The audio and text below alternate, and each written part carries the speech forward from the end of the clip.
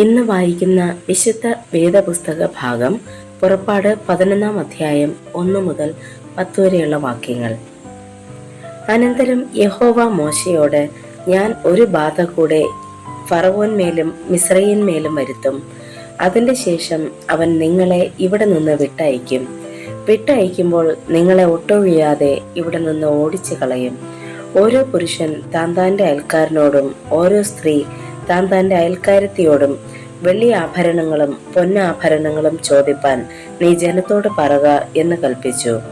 യഹോവ മിസ്രയീമ്യർക്ക് ജനത്തോട് കൃപ തോന്നുമാറാക്കി. വിശേഷാൽ മോശെ എന്ന പുരുഷനെ മിസ്രയീം ദേശത്ത് ഫറവോന്റെ ഭൃത്യന്മാരും പ്രജകളും മഹാശ്രേഷ്ഠനായി വിചാരിച്ചു.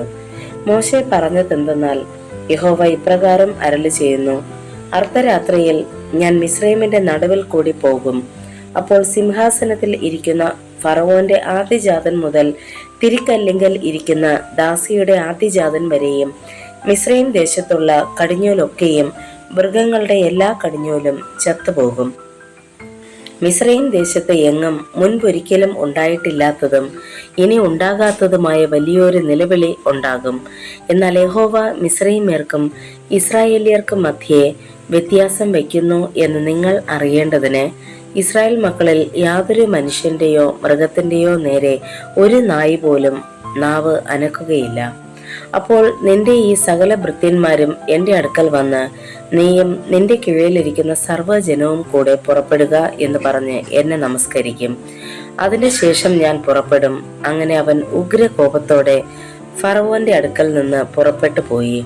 യഹോവ മോശയോട്, മിസ്രയീം ദേശത്ത് എന്റെ അത്ഭുതങ്ങൾ പെരുകേണ്ടതിന് ഫറവോൻ നിങ്ങളുടെ വാക്ക് കേൾക്കയില്ല എന്ന് അരുളി ചെയ്തു.